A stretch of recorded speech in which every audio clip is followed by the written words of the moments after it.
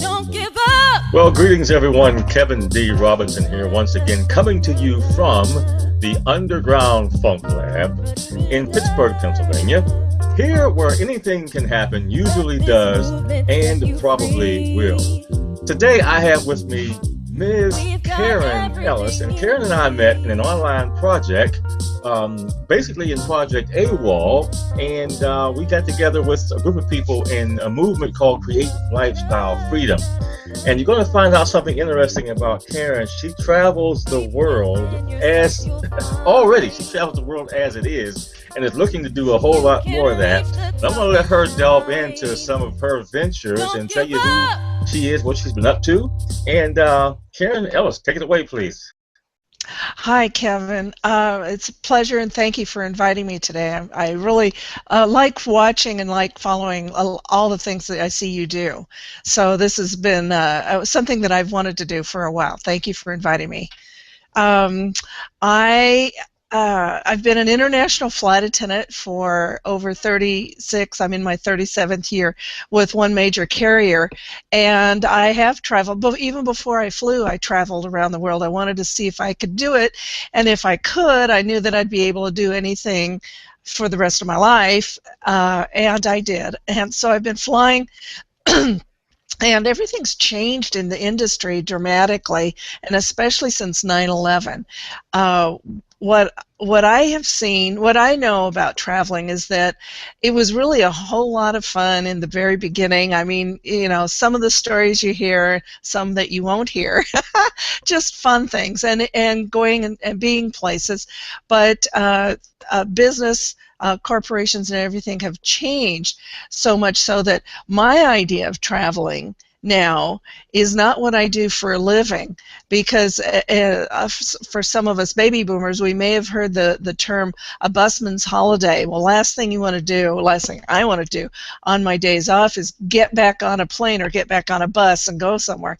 So I don't want to do a busman's holiday, but my idea of traveling is to go someplace, let's say Italy or Thailand or Greece or South America, Buenos Aires, and actually live there go for a month, 6 months, a year, longer, however you decide to do it. Go to Uruguay, go to Chile, and rent an apartment and live there, and really get to be one of the citizens, to be feel what it is to live in these places, not just to visit, do a hit and run.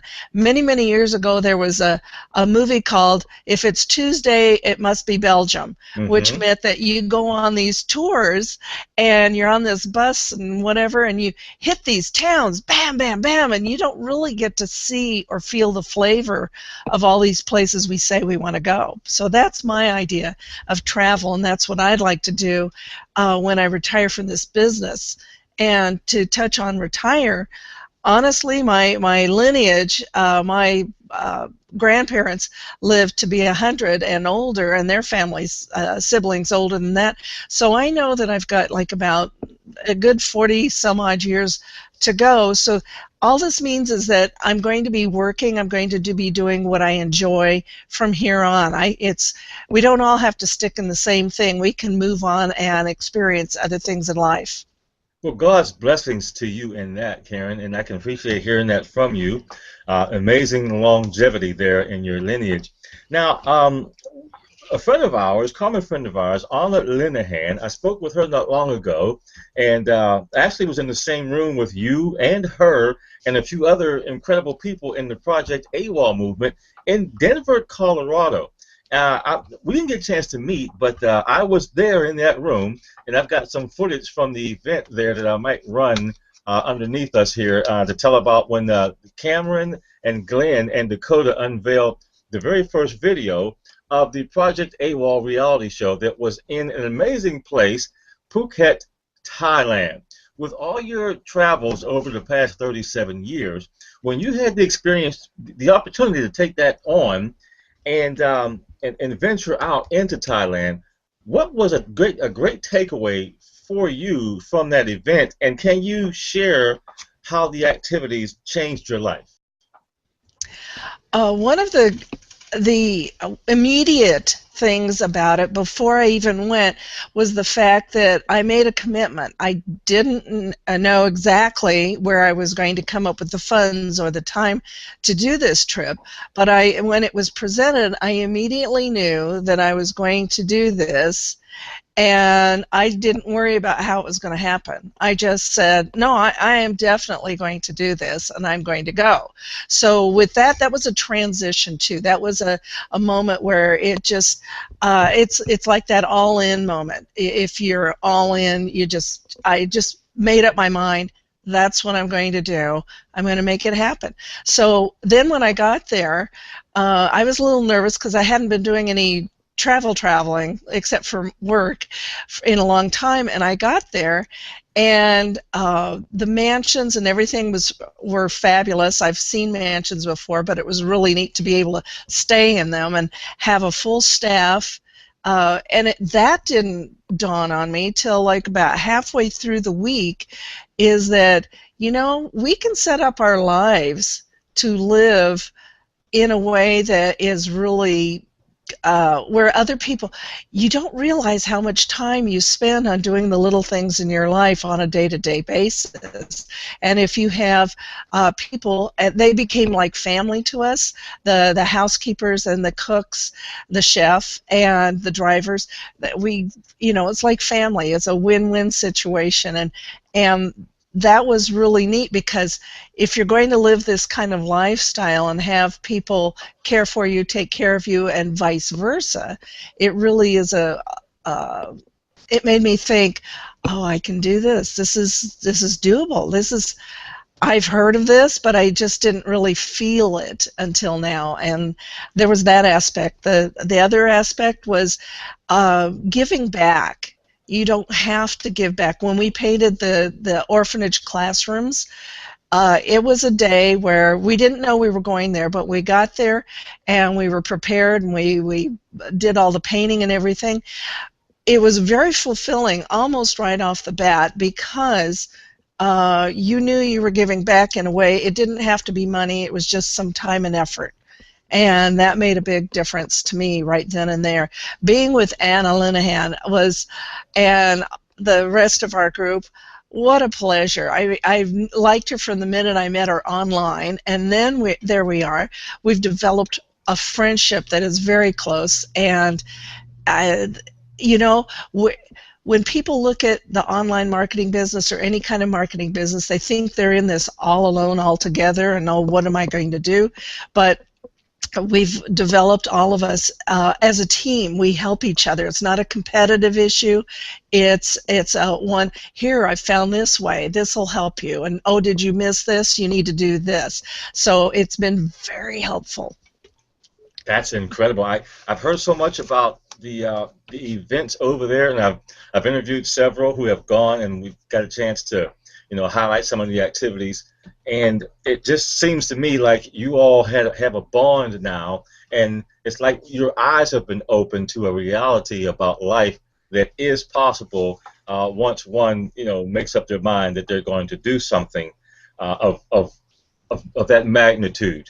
And when I talk with people on this particular platform, I like to ask them, who are the types of people, and name drop if you feel free to do so. I know you've already mentioned Anna Linehan, great woman. I've met her online here as well. She was in the same room with us in Denver, Colorado. But I ask people, who are they hanging around with these days? What are they doing to you?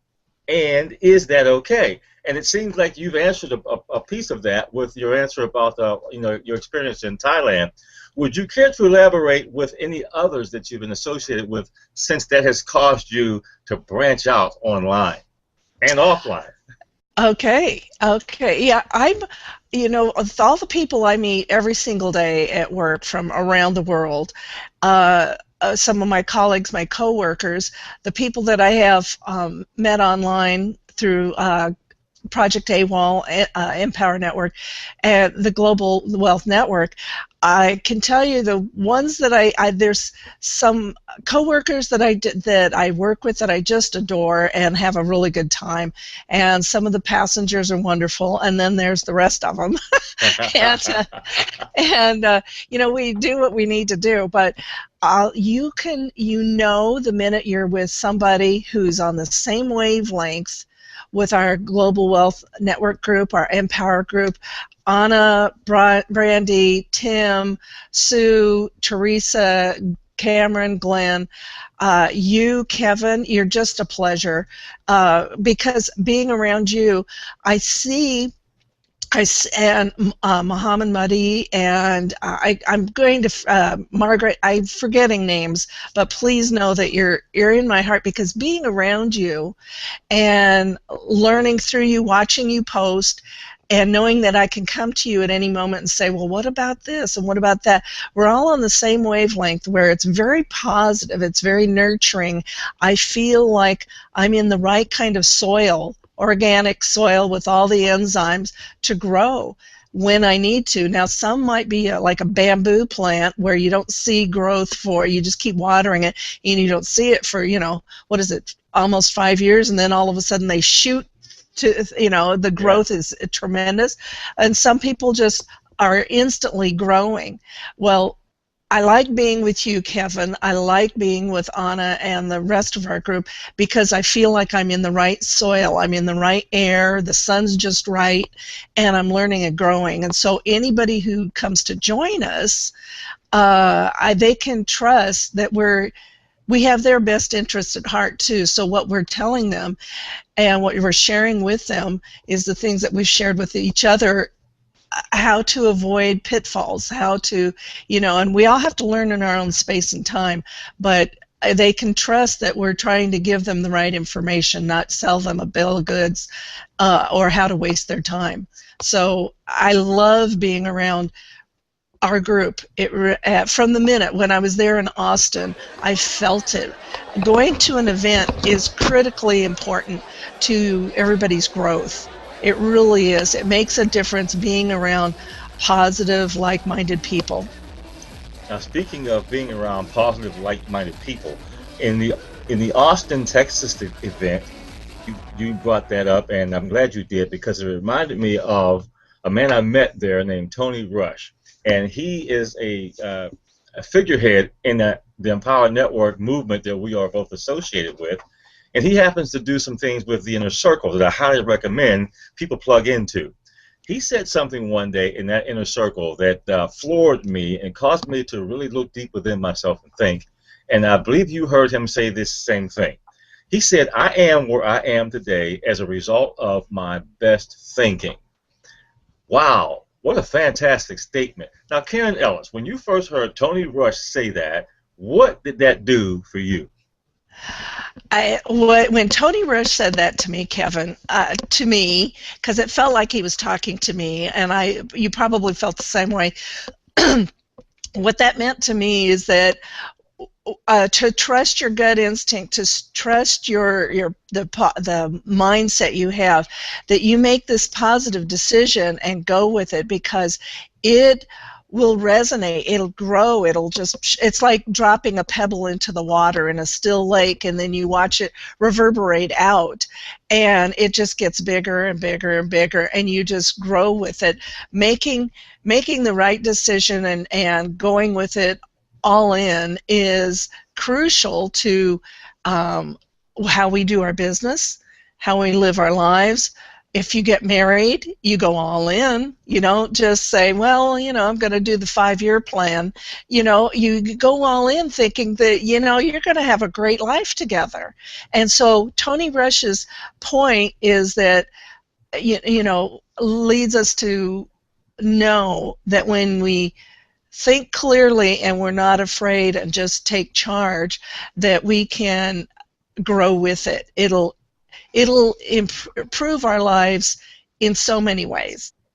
Now, he is a major part, like I said, of the Inner Circle, and that is what we've come to know as, in many areas, Drive Time University. where we on the inside go to daily maintain our positive, productive mindset. How would you encourage someone to partner up with you and plug into that particular aspect alone of Empower Network, as well as the other products that we have access to on a consistent basis, the Inner Circle and the Costa Rica Intensive and the 15K Formula and the Master's Course. That's being all in, and I'm glad you brought that up. Now, the Inner Circle is basic, and I believe that's where people should be on a regular basis to make sure they stay completely focused. Would you agree, and how would you, encourage someone to be a part of the Inner Circle and everything else? Kevin, that's a good point.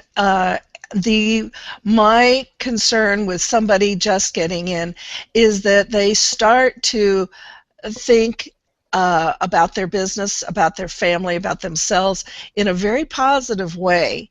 And I know that listening on a daily basis to the Inner Circle, listening to it when it comes live on Monday night, is crucial when you're driving around.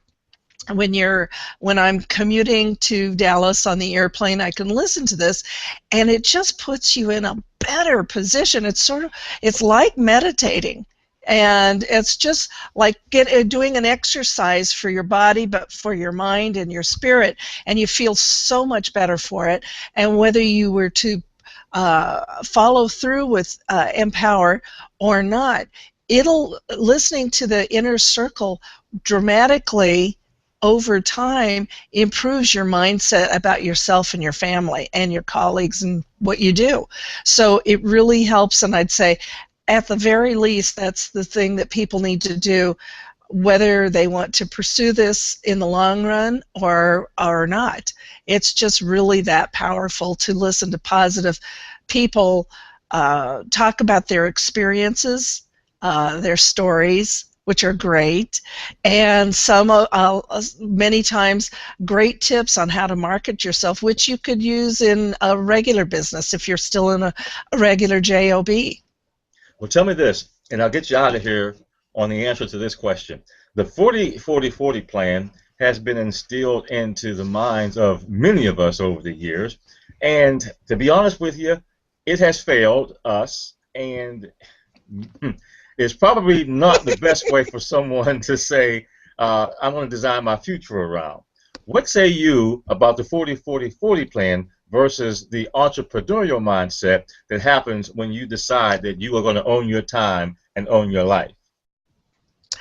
What I say to that, Kevin, is that I believe strongly that the entrepreneurial mindset grows us better, grows us faster, better. The 40-40-40 plan is you're working for somebody else and for their dreams and their goals, because they're working you at wholesale prices and they're retailing you. Now, when you look at entrepreneurial, you can succeed right off the bat, or you can have multiple challenges, learning lessons where they didn't quite meet up to what you really wanted, but they're all a growth. You become a much better person because of it, and to your family and friends and community. So it causes you to reach out and find somebody outside of your own skin, and that's the best person inside of yourself.